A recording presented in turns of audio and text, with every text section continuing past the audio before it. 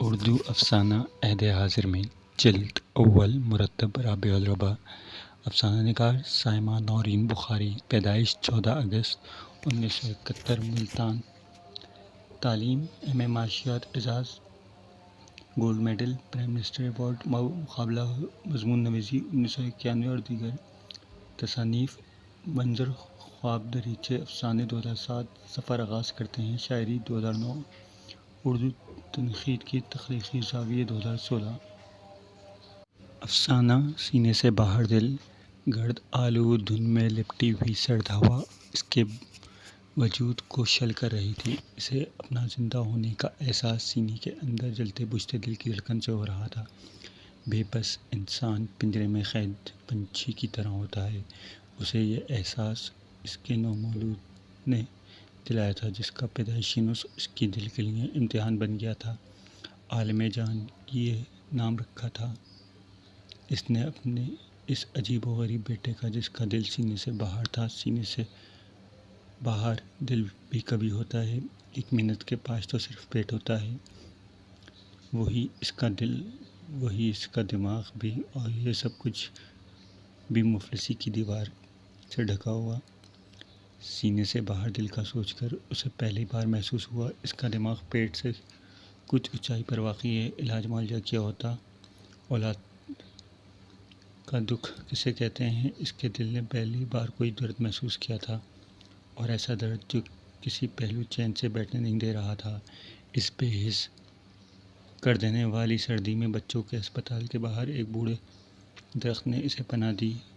2 دن سے night doctors کے ہڑتال بنا رہے تھے اور پرانے مسیحا نوٹ بنانے میں مصروف تھے، کوئی بڑا کوئی چھوٹا، کوئی نیا کوئی پرانا حکیم۔ ڈاکٹر سرجن اس کی بات تک سننے کے لیے تیار نہیں تھا، بس سب دعا کی تسلی پہ اسے خشک کاغذ کی پرچیوں پر ٹرکا رہے تھے۔ سرخ، زرد اور سبز رنگ کی روشنیوں میں اور ایمبولینس کی آہ بکا میں اس نے ان مسیحاؤں کے چہروں پہ بے حسی لکھا ہوا بآسانی دیکھا تھا، جن کے سینوں کے اندر دل تھے۔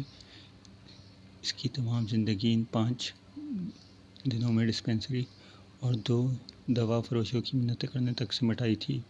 وہ اپنے نیم زندہ ڈھانچے کو اس محنت کش زندگی میں پروان چڑھانے کے لیے بےتاب تھا، جس میں اس کے اپنے دل نے دھڑکنا سیکھا تھا۔ یہ زندگی جیسی بھی تھی مگر دل والی تھی۔ دل والی سے اسے اپنی بیوی کا خیال آ گیا، جو عالم جان کے جنم دن سے بیمار پڑی تھی۔ بھوک نے اس کا دماغ کو متاثر کیا تھا مگر دل تو دھڑکتا تھا۔ ہر خوشی و غمی پر اس کا ساتھ دیتی ہوئی دل پہ ہاتھ رکھ کر کہتی تھی، صابر حسین، جب تک یہ دل دھڑکتا ہے تب تک جسم کے سارے پرزے ساتھ دیتے ہیں۔ یہ دھمک نہیں تو زندگی نہیں تو حوصلہ نہ ہار۔ اب خود کیسے بے جاں ہو کر کھاٹ سے لگی بیٹھی تھی۔ جب اس نے بے چارہ سے عالم جان میں عالم تلاش کرنے کی کوشش کی تو دل اتنی زور سے دھڑک رہا تھا کہ سینے سے باہر آ ہی جائے گا، مگر جب اپنے بچے کے نازک وجود کو اس نے اپنے کھردرے ہاتھوں سے اٹھانے کی کوشش کی تو اس کا اپنا وجود لرز گیا۔ اس دل کی دھڑکن کے آنسو اس کے سارے بدن میں ایک دھمک سے توڑ گئی۔ اب وہ بڑی چمچاتی گاڑیوں سے اتر رہے تھے، ڈاکٹروں کے چہروں پر دھڑکتا ہوا دل تلاش کر رہا تھا۔ وہ سوچ سوچ کر سڑک کے اس پار فٹ پاتھ پر پرائیویٹ کلینک کی قطار پہ لگے بورڈ پڑھتا، پھر اپنی اوقات دیکھ کر دل سنبھالنے کے لیے بچوں کے اسپتال کے آنے گیٹ پر کھڑا ہو جاتا۔ اچانک شور اٹھا، ملک کے کسی بڑے صاحب نے اسپتال کا دورہ کرنا ہے، وہ آج آ رہا تھا۔ ڈیوٹی پہ موجود پولیس والا اس کو مشکوک سمجھتے ہوئے ان کے پاس آیا اور روایتی کرختی کیسوں سے یہاں سے دفع ہو جانے کا حکم دے دیا۔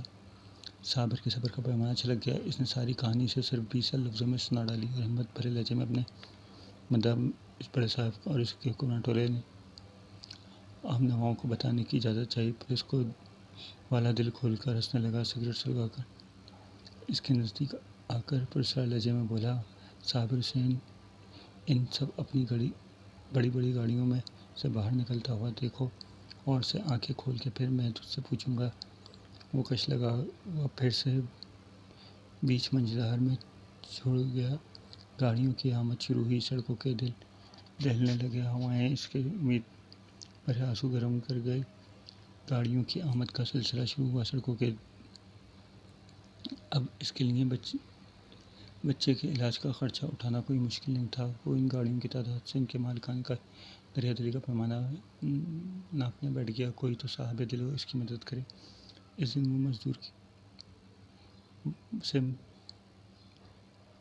مالکان کی بیکاری بن چکا تھا۔ اس کے گھر درے میلے، ہاتھ پیر پھیل گئے۔ اسے محسوس ہوا جیسے بڑے صاحب کی گاڑی اسے دیکھ کے آہستہ ہو گئی ہو۔ مگر یہ کیا؟ ان کی خیر آلود نظریں اس کے گھیراؤ کرنے لگیں۔ سیکیورٹی کی آواز بلند ہوتی گئی۔ آوازوں میں اس نے پولیس والے کی طرف گھبرا کر نظر ڈالی، پھر الٹ کر ان سب کو دیکھا۔ سب گاڑیوں سے اتر کر اس کی طرف بڑھنے لگے۔ بڑھنے والوں کے دل میں بھی سینے سے باہر تھے۔ وہ شل ہو کر زمین پر گر گیا۔ اس نے کمزور ہوتی ہوئی سانسوں میں اپنا دل ٹٹولتا، اسے دھڑکن روکتی محسوس ہوئی۔ پولیس والا سر دھواں اس کے کان میں اگلتا اور سرگوشی کر رہا تھا۔ ان سب کے دل بھی سینے سے باہر ہیں۔ یہ بھی تو زندہ ہیں۔ صابر حسین فکر نہ کر، آنکھیں کھول، اٹھ جا، کیوں میری نوکری کے پیچھے پڑا ہے؟ مگر صابر کا دل دھڑکنا اب بھول چکا تھا۔